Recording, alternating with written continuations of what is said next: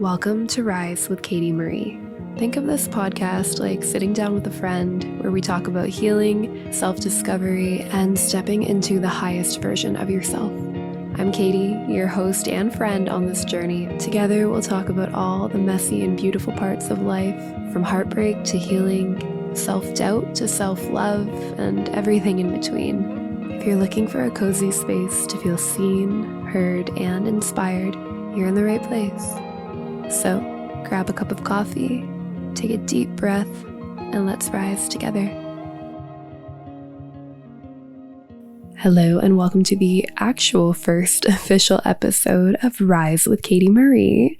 I'm so excited to welcome you guys here again. I really can't believe this is actually happening, and this is a thing that I have done and created and recorded and edited, and it stemmed from being an idea in my brain for so long, and now it's out in the wild, and I am just so excited to take you guys along this journey with me. I can't wait to see where this goes. I can't wait to see the kind of conversations I'm going to have on here, who's going to come on the show, all the exciting things. And yeah, I'm just so grateful that you're here. I really want this podcast to reach the woman who's feeling alone or navigating a really tough season. Maybe you're going through a breakup or a divorce, healing from past traumas or heartbreak, going through a spiritual awakening, finding yourself and your purpose. Maybe you're going through health struggles, motherhood struggles, or any major life transition.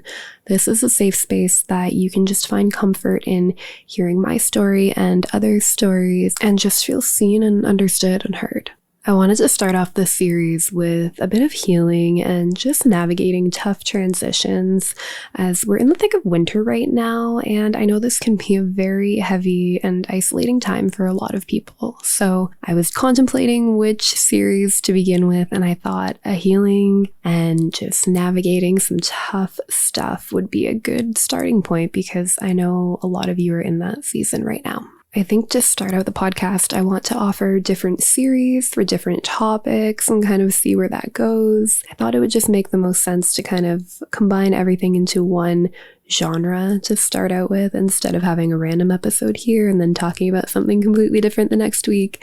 We're going to try to start it out with the series concept, and if you guys like it, great. If not, we can switch her up. This is as much of a learning curve for me as it is for you, so whatever you end up liking and what's resonating with you, please let me know. I can always alter and tweak and talk about things that you want me to talk about or bring people on that you want me to talk about. So yeah, I would love any and all feedback as you're listening to the shows. I've been big on my own healing journey for the last couple years, and it really amplified over the last year, and I'll definitely be diving into that on future episodes because I know firsthand how overwhelming and isolating and honestly even terrifying it can feel to embark on a healing journey. And after my own experiences with navigating heartbreak and rediscovering who I am outside of a relationship, I've just kind of realized that healing isn't linear. It's very messy. It's very uncomfortable, and you can have a lot of self-doubt at times,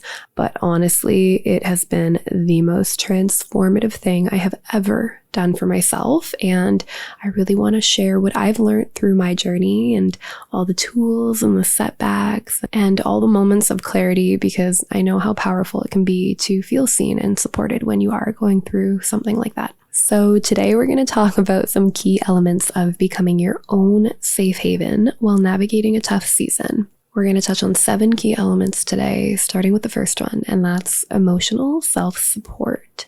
Learning how to validate your own feelings instead of seeking external validation is so crucial when you are on a healing journey. Just being able to offer yourself that compassion when you're having a moment of pain or discomfort, and realizing that it's okay to feel hurt or confused or vulnerable, and knowing how to soothe yourself through these emotions. Self-regulating was something that I definitely struggled with, and I had to actively learn how to do. It was probably one of my biggest struggles, honestly. I'm a very emotional person. I love hard. I love deep.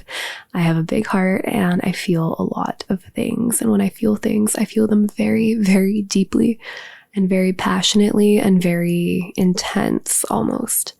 And that goes for happy feelings or sad feelings. And so when I'm sad, I'm real sad. And I never was really taught the proper tools on how to self-regulate and how to just kind of talk myself through that to the point where it's not overwhelming and I can feel the emotion and then I can let it go and it doesn't consume me all day.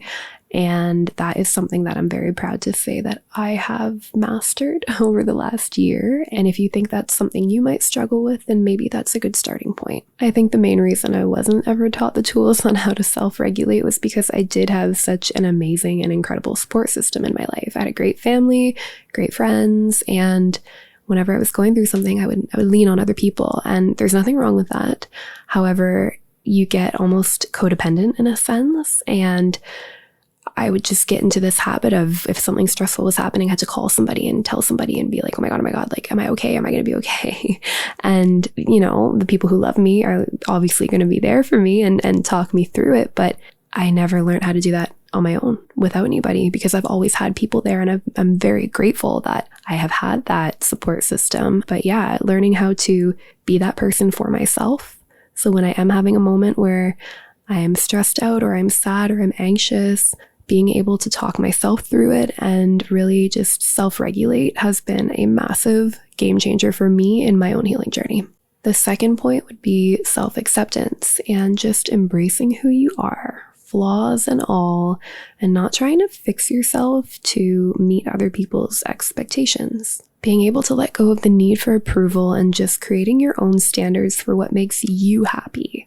A lot of people think they have to fit a certain mold or be a certain person to be accepted or to be well liked or even to be loved. And that is so far from the truth because the people you're going to attract and draw into your world are attracting to you off of this fake, non-existent version of yourself that you're portraying in order for other people to like you, essentially. And when you stop that and you just embrace who the heck you are, your weirdness, your quirks, all the little things you do that uniquely make you you, your soul tribe is going to come find you. And they're going to gravitate towards that energy. And they're going to be like, you know what, Katie, you're quirky as hell, but I like it. And I'm here for it. And those are your people. Honestly, those are your people, the ones that see you for who you are and love you for who you are. And your quirkiness will attract the right ones into your world. So let go of the fear of what other people think about you. Just like I'm sitting here recording this podcast, I had to push through a lot of anxiety and uncomfortable and icky feelings to be vulnerable on the internet, but I'm doing it and I'm here. And honestly, at the end of the day, I am who I am. And the people who resonate with this show are going to resonate with it. And the ones that don't. And that's okay. There's other people out there for you, But self-acceptance is honestly one of the biggest, most crucial parts of a healing journey and just learning to love who the hell you are. The third point would be building inner peace. Another thing that I very much so struggled with because I am a very creative person. I'm a very driven person and passionate, and I'm a workhorse, and my brain is going constantly 24/7. It does not shut off. It's a blessing and a curse. Blessing when I want to dream up ideas and build a business and learn a new skill in like an hour. It's great. But when you want to turn it off and it doesn't turn off, it's a battle, And I really had to teach myself a lot of mindfulness techniques and grounding techniques just to be able to calm my mind in stressful situations. And I have a lot of different practices that I do now, and I move at a slower pace in a sense of the way I carry myself, the way that I talk, the things that I do. I try not to rush anywhere unless I absolutely need to. I don't know, building that inner peace within myself and being able to just be more mindful and more present has been a game changer for me. And again, my own journey. You have to find joy in solitude and discover what makes you truly feel at ease. For myself, I find I really enjoy my time in the morning where I can just sit with my coffee, I start my day out like this when I have time, obviously. If I'm running a little late, I don't usually get to do this portion, but I try my hardest to squeeze this in as much as I can. But I start my day off, I make my coffee, I go either sit at my desk or I'll go on the couch, or if it's nice outside, sometimes I'll go outside, but I journal. I start my day off with journaling because I almost find that when I do it first thing in the morning, literally like half the time I'm not even ready for the day. I'm just waking up, having my coffee, and then I just journal everything. The thoughts that come out are so raw and they're not tainted by anything that I experienced that day because the day is just starting. I don't have anything to base it off of. I don't have anxiety from like something that went wrong in the afternoon, you know? Like starting my day off with a journal entry allows me to tap into that part of my brain, the subconscious part of my brain, and just let the pen flow. Sometimes I go into it with an intention of what I want to write, but most times I just sit there and I'm like, whatever's going to come up is going to come up. Sometimes I manifest. Sometimes I talk about a really good experience that I just had. Sometimes I talk about the day ahead of me and how excited I am for it. Or sometimes I talk in the future tense and I speak it out into existence as if it's already mine. So I never really know where my journal is going to lead me for the day. And that's the beauty of it. I just let it happen. But that time is so sacred and special to me. And when I start my day off on this note, it really sets the tone for the rest of the day. And if I am running late in the morning, which honestly is more often than not, the ones who know, when I am running late and I don't have that opportunity to do my journaling and my manifesting and even do a little card pull, I almost feel thrown off for the rest of the day. So if you don't have any rituals or routines that just bring you consistency and comfort, could be anything like journaling, yoga, meditation, walks, whatever makes you feel calm and grounded and brings you that inner peace, that is what you want to focus on. And that's what you want to build a habit of doing,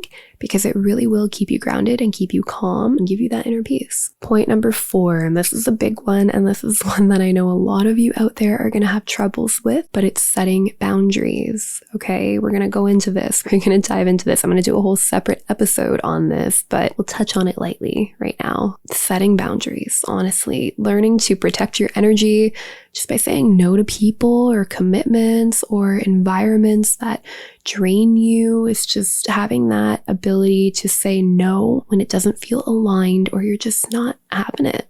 And if you have been a people pleaser your entire life, this is definitely something you will struggle with. I can relate. I can definitely relate. Happy to say I've made it out on the other side. I don't classify myself as a people pleaser anymore because I have strong boundaries these days and prioritize my own peace, and I don't overexhaust myself anymore. But I have been there, especially as a business owner. When you first start your business, you do anything in your power to just make people happy. You know, I got to get clients. I got to build my business. I have to have a good reputation. Like I got to make sure they love everything, and you overexert and you're such a people pleaser and you burn yourself out that way. And setting a boundary can feel very, very, very icky when that's all you've ever known. So let's say, for example, you get invited to a party, but you're not in your party era anymore. You know, those days have come and gone. You don't enjoy getting all wasted every weekend and waking up hungover and getting nothing done the next day. And, you know, we getting old now, guys. Like we're in our 30s now. And like we have like 3-day hangovers these days. So honestly, I can't do it anymore. But let's just say you get invited to a party and you know they're going to be drinking, you know they're going to be partying, yada, yada, yada. If you don't want to go and you truly feel like that night is going to bring you more anxiety than it would peace and calmness and happiness, say no. Say no. You have the right to say no if it's not something that is sitting right with you or you just don't feel aligned with in that moment. You have every right to say no and protect your peace and set a boundary. Even if you're at the party and you are trying to cut out alcohol, for example, okay? Like let's say you're on a health journey and you're trying to cut out some things and you don't feel like drinking, but people are peer pressuring you and they're handing you drinks and being like, oh, what do you mean, Katie? You always drink, blah, blah, blah. Like, hey, take a drink. Why are you being so lame? We've all been there in a situation like that where people, you know, when they've had a few drinks in them, they can get a little, you know, and just being able to say no, like, thank you, I appreciate it, but I'm not drinking tonight. And you don't have to have an excuse. You don't have to have a reason. You don't have to justify it. You don't have to tell them that you're not drinking alcohol because you're on a health journey. Just say no. And honestly, the more you do it, the easier it'll get.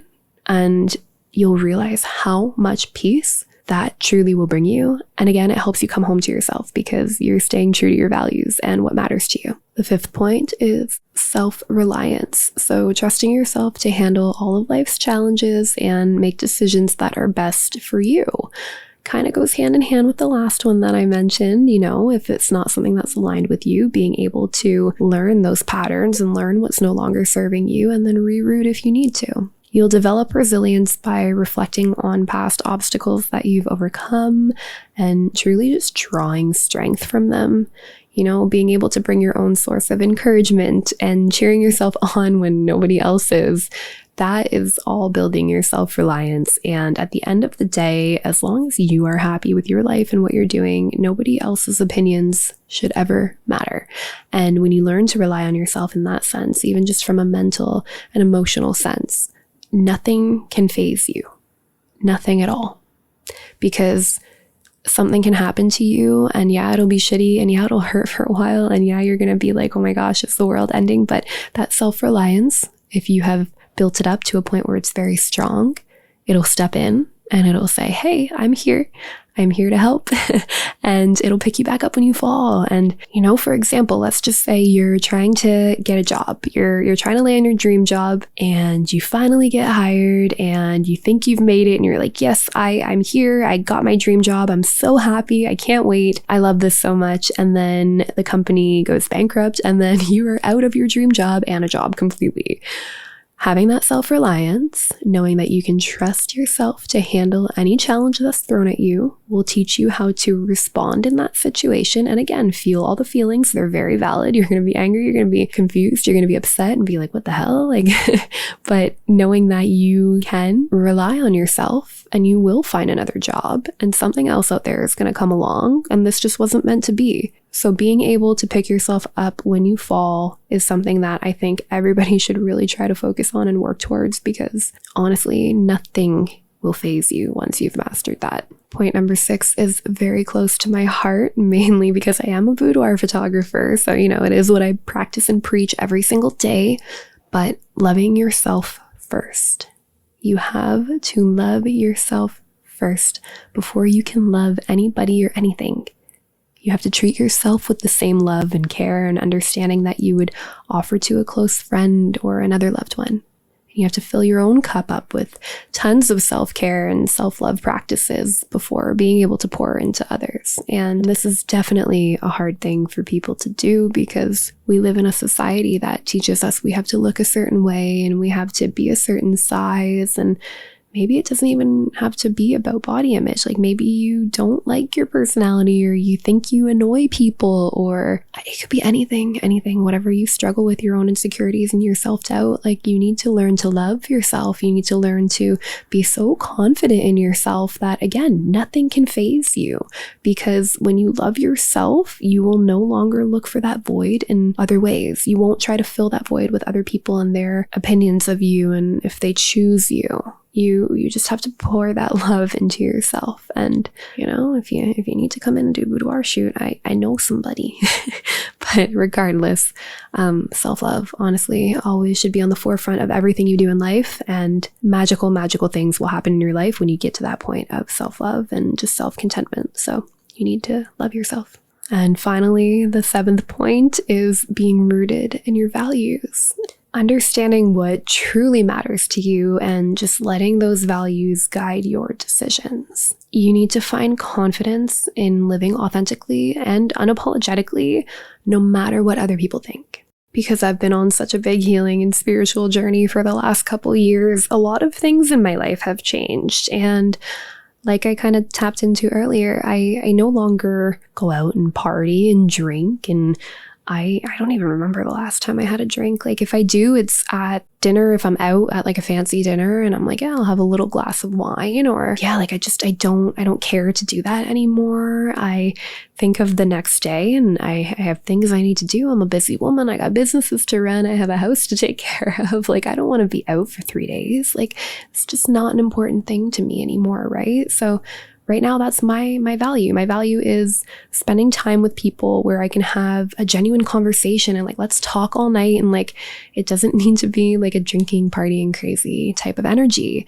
And that's all I'm looking to call into my life right now. So when I have people from my past that I used to live the party life with, invite me out, again, going back to the boundaries, being able to set that boundary and say, like, I'd love to catch up with you, but like, maybe let's go for dinner, or, I don't know, just anything other than that, Now, don't get me wrong. I still do love my concert beers. Okay. I'm a concert queen. I love music. I go to a lot of concerts every year, and yes, I will have a beer or two and just live my life, because that's my little, escape from the world and turn my brain off for the night and just be present in the moment. But I've also done concerts without drinking and completely sober, and that was still just as fun. But if I do indulge, it's usually at a concert, and it's only to the point where honestly, I just feel a little happy-go-lucky. I don't even remember the last time I drank, to the point where I don't remember what I'm doing. So yeah, that's where I am in life. And again, being able to know what's important to you and what you are okay with tolerating and what you don't want to tolerate, and being able to say no if it doesn't align with you. And it's okay to outgrow people. Oh my God, this is a whole other episode I'm going to go into, but it's okay to outgrow friend groups or relationships or literally anybody in your life that is still stuck in an era that you no longer want to be a part of. You can't force somebody to change. And if they are not willing to meet you where you are, it's okay to outgrow people. And that doesn't make you a bad person. It just means they're no longer aligned with where you're at in life. And again, going back to the values, just learn your values and know what is important to you and what you're no longer willing to tolerate. So I think we will end this here, because I really do like to yap, and I'm trying my hardest to record these episodes like strategically almost, or being like, okay, let's go in with some points that I want to talk about, and I'll ramble for a little bit. But if I don't cut myself off, this podcast is going to be like a 3-hour podcast. So these are just some quick points. And if any of those resonated with you, I am actually going to be going deeper into all 7 of those.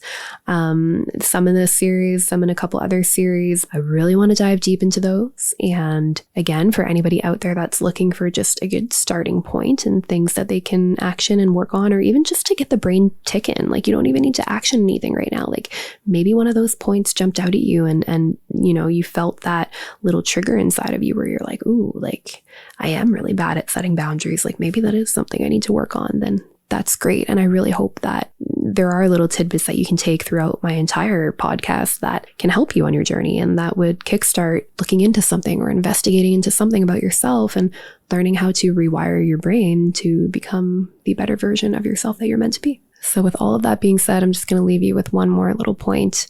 Becoming your own safe haven is a journey, and it's not something that you can wake up tomorrow and be like, yeah, I'm gonna feel totally confident in myself and safe in myself, and I'm gonna set boundaries. And like, you can go into it with all these intentions, but it takes a lot of hard work to get there, a lot of deep inner work, a lot of healing, a lot of letting go, and a lot of pushing through the ickiness and the discomfort that comes along with things like setting a boundary and things that might be very uncomfortable for you to do if you're not used to doing them. So if you are going through a really heavy season right now, honestly, the only way out of it is to learn to become your own safe haven and to be that person that can regulate and support and do all the things that you look for in other people, because at the end of the day, you only have yourself.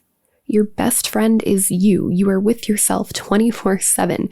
You are constantly in your mind. You're constantly in your head. You're constantly in your body. Nobody knows you better than you know yourself. If your internal world is not a happy place or a safe place, how are you ever going to feel safe with anyone or anything ever? You can't. You truly can't. You have to make your own internal world a safe haven, and then the rest will all follow. And I'm very happy to say that I'm very much so in that place myself right now, but I still have my bad days. I still have my moments, and I still have my things that I'm working through. It's, again, not an overnight fix, and it's not an easy fix, and it's a constant work in progress. So work on becoming your own safe haven and just love yourself hard through all of your life transitions. And honestly, you'll just be upset that you didn't work through this earlier, because when you do get to that point where you're feeling invincible and that nothing can affect you anymore, no matter how shitty the situations might be, you'll feel so much inner peace knowing that you got yourself. And if you don't know how to get there, you have come to the right place, because that's exactly what I want to teach you. And I don't know it all. I'm just your average, everyday woman who has gone to the depths of the dark night. And I've really, truly dove headfirst into my healing journey. And I just want to teach others the things that I've learned throughout my journey. And if it can help even just one person out there listening to this, then that's my mission. That's my goal. So welcome to Rise with Katie Marie. There's going to be a lot more of this coming. And if you enjoyed this episode, strap yourself in, because we're only getting started. There's tons more to come, and I can't wait to see where this show goes. So be kind to yourself. You're navigating some really tough things, and you're doing a great job. I'm sending you a big virtual hug, and I will see you in the next episode.